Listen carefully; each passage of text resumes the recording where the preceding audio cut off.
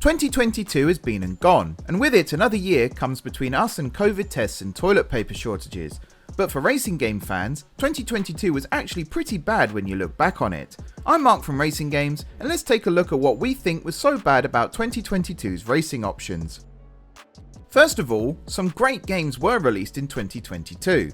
That doesn't sound all bad, and you're right, it really isn't, but the year overall was still a bit of a failure. Let's start by taking a look at the games that were released last year. First up, Gran Turismo 7.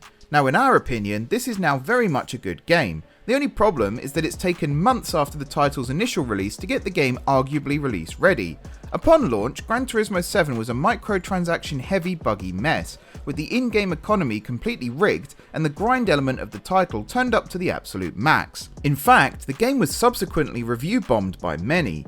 As with all games, there has to be a reason to keep wanting to return and play more of it, but when certain cars are behind a paywall that requires tens of hours of gameplay or game-breaking glitches to farm credits, a lot of the fun leaves. After the disastrous launch, the team subsequently took months to update the game to the state it is in now, almost a year in fact, leaving one of the best racing games of 2022 in a pretty awful place for far too long.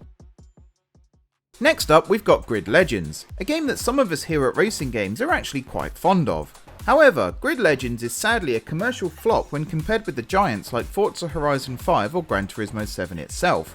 Naturally, this left the game with an ever-dwindling player base and few opportunities to enjoy the title to its fullest extent, which is a real shame. Grid Legends' downfall is, funnily enough, Gran Turismo 7, as for some reason the decision was made to release Grid Legends only 1 week before Gran Turismo 7 hit the market. Sounds like a smart idea, get in ahead of the competition, right? Well, once you think about it, it makes no sense. Gran Turismo 7 was one of the most anticipated racing titles in recent years, so of course as soon as it was released, people would drop everything and flock to it, meaning Grid Legends' numbers dropped like a stone. Even several exciting DLC updates have failed to turn around Grid Legends' fortunes, meaning it may be a while before we see another Grid title under development. Outside of those two titles, 2022 did see some other big releases that were either overshadowed or just fell short. WRC Generations brought KT Racing's WRC series to a fantastic conclusion.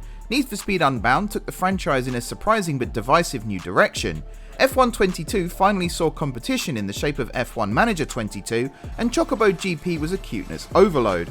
So we've taken a look at some of the titles that did arrive, but that's not why 2022 was a bad year for racing game fans. Instead, 2022 will likely be remembered for the countless delays that we ended up seeing plaguing the industry still, as post-COVID promises were broken left, right and centre. These are primarily Forza Motorsport and Test Drive Unlimited Solar Crown. Both titles are of course shaping up to be masterpieces still, but that doesn't mean it isn't disappointing for us fans to see another delay mar a title's release. In the case of Forza Motorsport, we still don't really know when the game will launch, but at least we've been lucky enough to see a fair amount of gameplay now thanks to various developer deep dives. The game is shaping up to be pretty damn incredible, and comes to Game Pass on day 1, but we still don't know exactly when we're going to play it. As for Test Drive Unlimited Solar Crown, we still don't know an awful lot about it honestly. We've seen little to no gameplay, we have no release date, and we know very little about the story and content. But what we do know does look promising, and the game is still shaping up to be a hit the world over.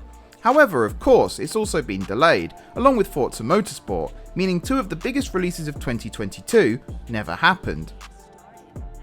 So, that is why 2022 really wasn't a good year for racing game fans. Do you agree? Let us know your thoughts down in the comments, and don't forget to subscribe while you're there. I've been Mark from RacingGames, and we'll catch you in another video here on the channel soon.